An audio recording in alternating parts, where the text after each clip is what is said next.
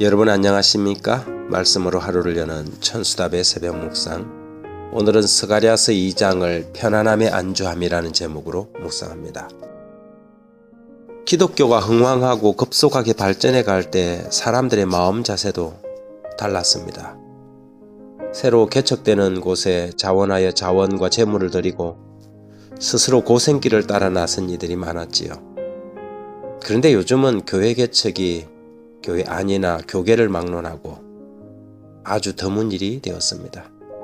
사람들은 희생과 헌신을 외면하고 다수의 군중 속에 묻혀서 편안하고 안일한 신앙만 하려고 하는 경향이 짙습니다. 선교 정신은 죽고 편안함에 안주하려는 신앙만이 판을 치는 시대가 된 것이지요. 스가랴 2장의 기별은 그런 안주하는 사람들을 향하여 하나님의 경고의 기별을 날리고 있습니다. 편안함에 안주하는 것은 결국 큰 위기에 직면하게 될 것이었습니다.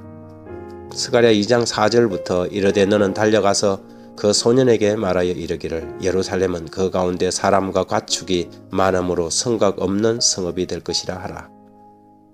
여호와의 말씀에 내가 불로 둘러싼 성곽이 되며 그 가운데서 영광이 되리라. 오라는 이는 북방 땅에서 도피할지어다 여호와의 말씀이니라. 이는 내가 너희를 하늘 사방에 바람같이 흩어지게 하였음이니라 여호와의 말씀이니라. 바벨론 성에 거주하는 시온아 이제 너는 피할지니라. 기별은 이것이었습니다. 지금 황폐하고 어려워 보이는 예루살렘은 장차 하나님의 영광으로 안전하고 편안한 곳이 되겠지만 지금 편안하고 안락한 곳 바벨론은 언젠가는 전쟁과 재앙이 휘몰아치는 곳이 될 것이라는 것이지요. 그러니 빨리 북방 땅 바벨론에서 나오라는 것이었습니다. 사실 바벨론에서 유대로 돌아가라는 고레스와 다리오의 칙령이 났을 때에 수많은 사람들은 그 고생스러운 길을 외면하고 바벨론에 안주하였습니다.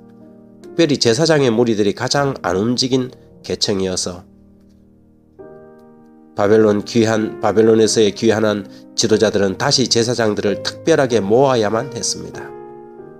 하나님이 주신 기회를 외면하고 편안함에 안주하는 것은 큰 위기를 초래하게 됩니다. 다리오의 2차 귀환령에도 움직이지 않던 사람들은 다리오의 후계자인 아하수에로 왕 때에 하만의 계획으로 몰살의 위기에 몰리게 되지요. 에스더의 믿음과 하나님의 개입이 없었더라면 저들은 그곳 바벨론과 수산성에서 몰살을 당하고 말았을 것입니다.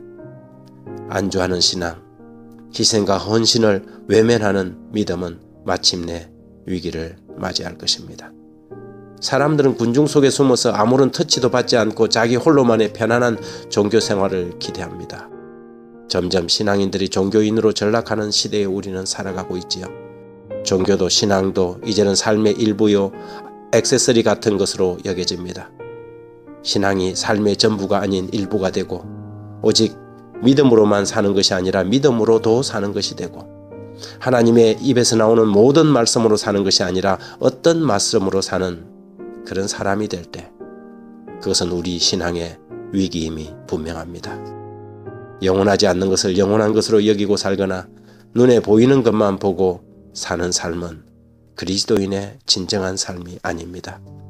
잠깐 있는 것보다는 영원하고 눈에 보이는 것보다는 보이지 않는 것을 보고 사는 그런 인생, 그런 삶이 그리스도인의 삶이라고 하겠습니다.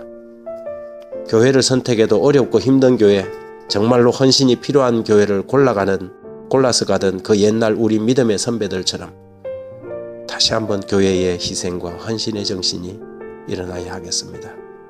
지금 당장 희생이 요구되는 현실적인 상실이 예상되는 귀한 길이지만 그러나 스가랴 2장 4절에 이르되 너는 달려가서 그 소년에게 말하여 이르기를 예루살렘은 그 가운데 사람과 가축이 많음으로 성곽 없는 성읍이 될 것이라 하라는 이 분명한 약속이 주어져 있는 바로 그 길을 여러분은 오늘 또 함께 가지 않겠습니까?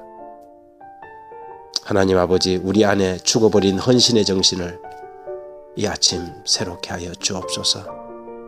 우리에게 자원하는 마음을 주시고 주님의 나라, 주님의 교회를 부흥케 하여 주시기를 예수님 이름으로 기도합니다.